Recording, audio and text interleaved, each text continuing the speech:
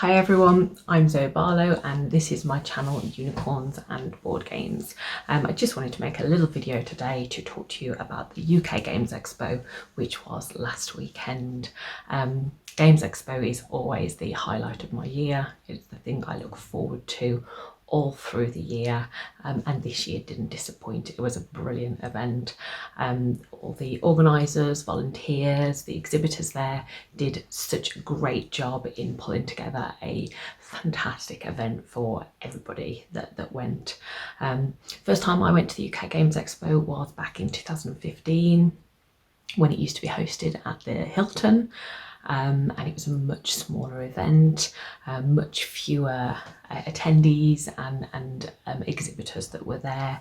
This year I think I read that there was 52,000 attendees over the course of the weekend, so it really was huge. There's loads of people there. It was very busy, loads of exhibitors, loads to see, loads to do, loads to get involved with, and of course loads of games to play and buy, and that's the main thing I want to talk to you about today and share with you my UK Games Expo haul.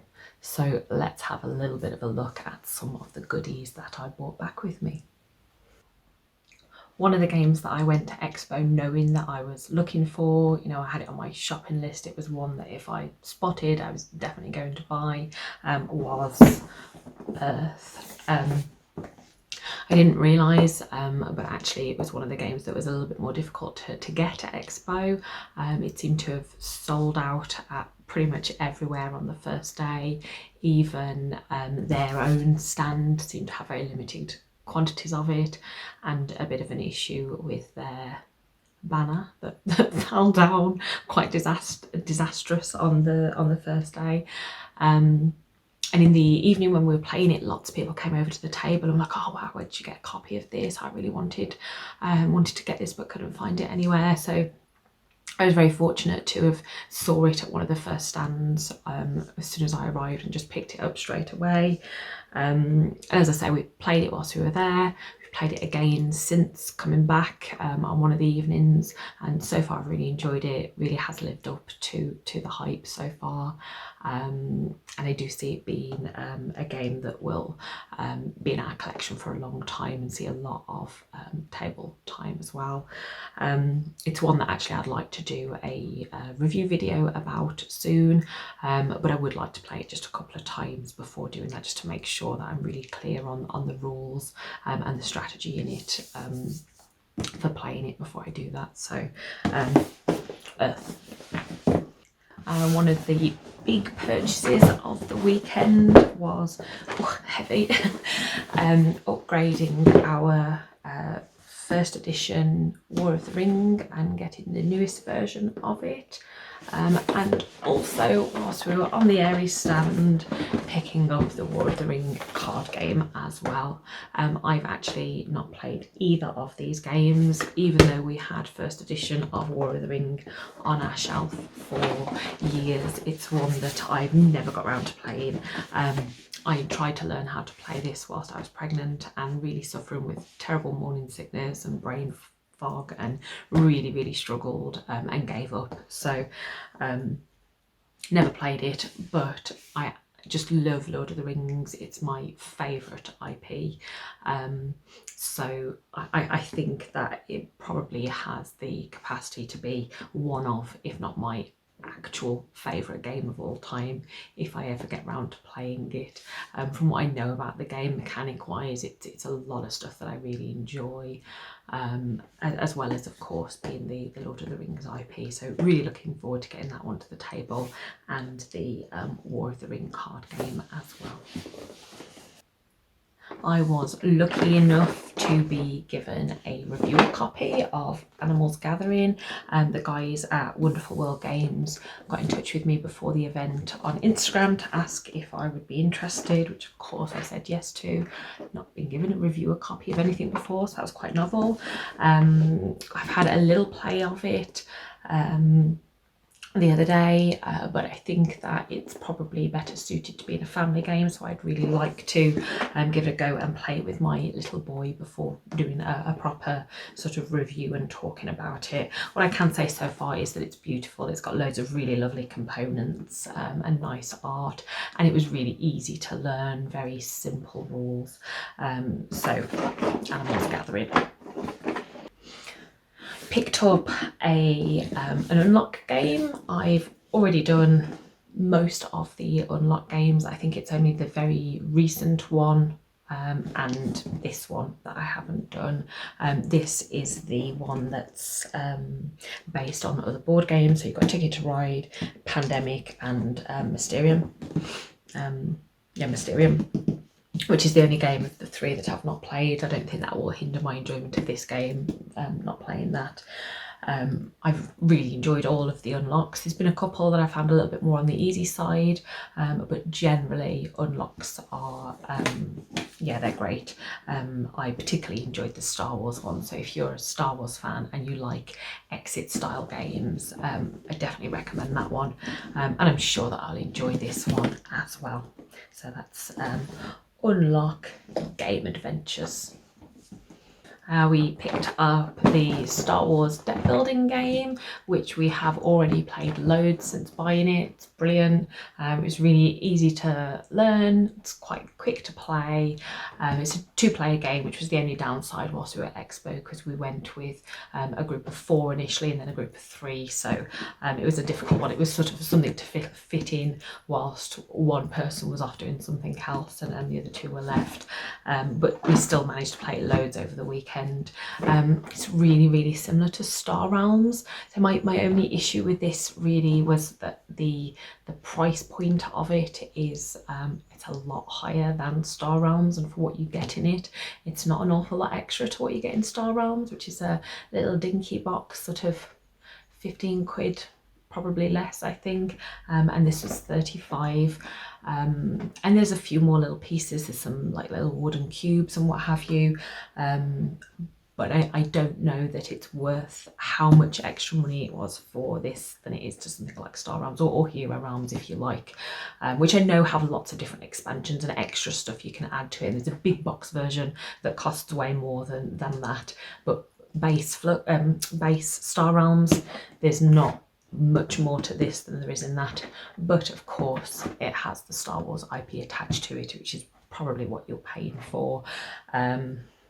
I love Star Wars, and everybody that I played it with this weekend loves Star Wars, so it really was a big hit, and for that reason I would justify paying the extra to get this rather than Star Realms, which I of course enjoy.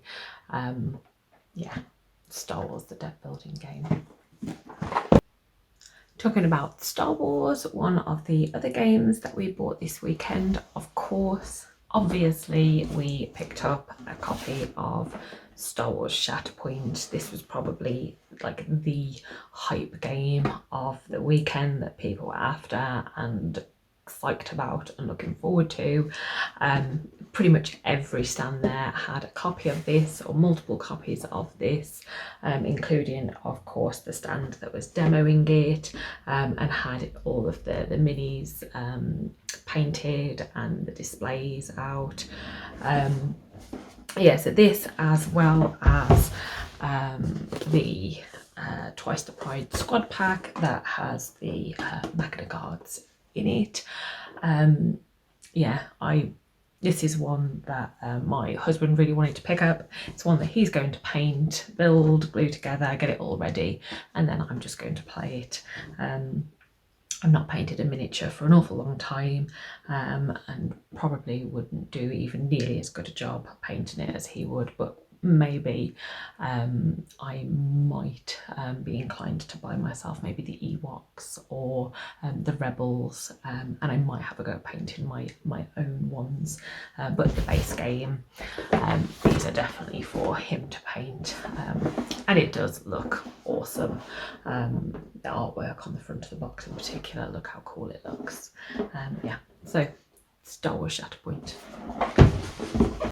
I always like at Expo to pick something up for my little boy. He's only 5, so in previous years we've mainly shopped for him on their Harrow stand and picked him up things like My First Orchard and Monza and stuff like that. He's getting a little bit older and he's started to take a bit of interest in playing bigger games, and one we have looked at for a while now, wanted to get last year but it completely sold out, was a game called Catapult Feud. So we bought the base game and we also picked up the expansion, and the guy threw in an extra like bag of bonus bits with loads of bricks and some play mats as well. So it was a really great deal that we got on that stand for getting all of this, and we've played this loads since getting it as well. My little boy has played it a lot and thoroughly enjoyed it. Enjoyed shooting the catapult and the ballista at the castles and other things in the house to try and cause as much damage as he can, and it's also been really popular with us as well. You know, it's not just a kids game, it does have the extra the added bit of the cards as well that give a bit more strategy to it. It's really fantastically produced. You know, these gorgeous big chunky pieces, and the catapult pieces are really nicely detailed, and the minis and that. Yeah, so really great. One we've wanted for a while, Catapult Feud. I'm a big Jim Henson fan. I love the Labyrinth, and I always look when we're at Games Expo at the Labyrinth board game and the Labyrinth adventure game. They didn't have any copies of the Labyrinth adventure game left this year, but they did have some of the Dark Crystal adventure games, so I picked this up. It's very unlikely that it will see any table time. We never have time to do RPGs anymore, but I liked the idea that this one would be an RPG that I would run, rather than me just playing it. And who knows, maybe one day, but whether we play it or not, it's just a beautiful book that I would want to read, just for all the like extra bits of lore in the Dark Crystal world. And it's really lovely art, and there's nice like sort of quirky pages in it. If I want to show you, there's these like clear pages where you have, hang on, I don't know if you can see that from there, where you can sort of see through the pages and read through them, and there's like pull out double page spread things, hang on, with like extra stuff to pull out of it. Yeah, it's really nice. And after buying it, I took the cover off, and look how nice the actual cover is underneath the dust sheet. It's all like embossed and nice. So yeah, might not see the table, might never get played, but I will really enjoy reading through it and looking at all the beautiful pictures. And that is the Dark Crystal adventure game. And I also picked up a game that I've been looking at every year that I've gone there since it come out. I always check it out. Dice Forge. It's one that just appeals to me because I love dice. I like deck builders, and it's like a dice builder. You have like a little dice where the sides sort of pop off, and you can put new sides and change them. So yeah, I finally managed to get around to picking this up.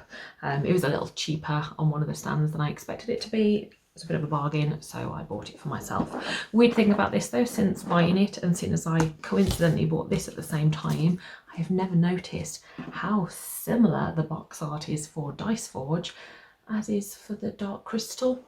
Down to like the typeface is really similar, the shape of the crystal, and now that I look at it, that is the crystal out of the Dark Crystal movie. It is that colour. Yeah, I really don't know why. So much so that I googled it and read a few threads on Reddit and Board Game Geek, people discussing it. Yeah, it is really similar, and the crystal doesn't seem to have anything to do with the game either. They did do an original version of what the board game art was going to look like that looked nothing like this, but did look a little bit more like the art that's actually in the game, had a bit more consistency to it. I don't know why they would have opted to change it from the original artwork. Yeah, I don't know. It seems a little bit of a a rip-off of Dark Crystal. I don't know, what do you think? Very, very similar. But yeah, just coincidence that I bought them both this weekend and noticed that. But there you go. I am enjoying looking forward to, rather, playing it. That is Dice Forge. I also picked up a couple of gaming gifts whilst I was at Games Expo. I always like to gift people board games, try and get more people to play board games with me. And this year I picked up this one, Mad Tea Party by UK Games, which is like Alice in Wonderland themed sort of. It looked like a bit of a Jenga-y, stacky type game, which I bought for my nieces. Very cute little lightweight game, you know, it's 5-year-olds. Looked really nice components. And I also picked up the princess version of Love Letter. So I had a board game themed wedding, lots of different things that were board gamey themed, and one of the things we did was, instead of having a first dance, we had a first game. Had somebody bring like a little table for two onto the dance floor, and we sat and played a game of Love Letter. My cousin who attended my wedding has recently got married to her girlfriend, so I thought it would be nice to pick her up the lesbian version of Love Letter, a little bit of a tongue-in-cheek gift for her, but I think she'll appreciate it. I love Love Letter, it's a brilliant game, it's an awesome table filler, it's really easy to learn and teach to people who aren't gamers, and it's got that added sort of, you know, it's a romantic game, it's particularly nice for weddings and as wedding gifts. It's not the first time I've gifted a copy of Love Letter to someone. I gave my brother and sister-in-law a copy of the nice little velvet pouch version for their wedding anniversary, and I'm attending a wedding this weekend where I'll be giving them the deluxe version as their wedding gift because they are gamers. But I thought lesbian Love Letter for a lesbian wedding, perfect. So that's all of the board games that I bought this year, but as well as board games, there is something else that I bought a lot of. Anybody who was following my expo adventures via Instagram and saw anything that I posted will have noticed that I bought lots of pairs of earrings this year. I don't know why, but there was loads and loads of stands with really fun, quirky jewellery on. I think it's part of, you know, that as board games are getting a bigger hobby and appealing to a wider audience. I think people are realising that actually it's not just a male audience. There's a lot of stands catering for different people, and in particular lots of stands selling jewellery and clothes and accessories and things like that in sort of geeky board gamey themes. So I bought lots of earrings. So a little extra bit at the end of the video.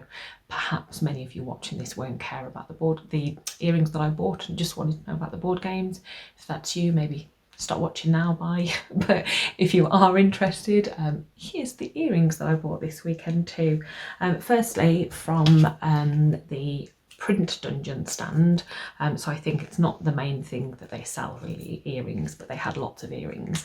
I bought 4 pairs of earrings. Firstly is the pair that I have on, if you can see them from there, which are some lovely D20s I'm wearing, and I also bought, and this is where, excuse my nail polish, if I give you a close-up you'll see how chapped it is, but never mind, these amazing Captain Spaulding earrings, which were perfect because on Saturday I had a clown dress and they went amazingly with it. Also from there, these Beetlejuice earrings, very snazzy, and some Addams Family earrings as well. So they were all from the print dungeon. I also bought some earrings from Greetings Nerds. Greetings Nerds I went to last year and bought some greetings cards from some really cute greetings cards, and a year later I still haven't actually gave them to anybody because I realised I really bought greetings cards that I liked the art on and they were for me, so I've just kept them for myself. And I bought another 2 this year, this nice meeply one and this dicey one, but also some earrings this year, these nice cute Cthulhu or cute Cthulhu, and D20 earrings. And lastly, I bought a pair of dice from, it's either Cindercry or Cindercree, apologies, I'm not sure, which were these little mushroomy dudes. But what really sold it for me is if you turn them over, they've got little bums. Which I just thought was adorable. Last year I bought a very similar pair of mushroomy earrings, so I really didn't need these, but then I turned one of them over and saw the bums on the back and had to buy them. So there you go, lots of earrings. I don't know why, nearly as many pairs of earrings as I bought games this weekend, but you know, I wear earrings every day and I think these are particularly jazzy. So that is my UK Games Expo 2023 haul.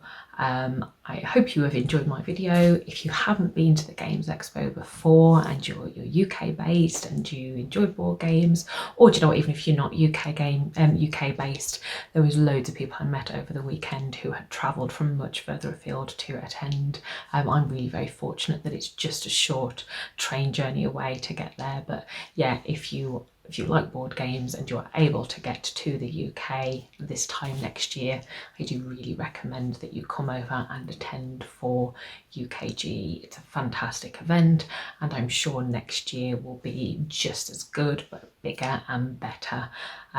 Yeah, brilliant event. Well done folks that organised it. Thank you very, very much, and thank you for watching my video. Like, subscribe, all of that stuff. And hopefully the next video that I will have with you will be my review of Earth. Thanks for watching. Bye.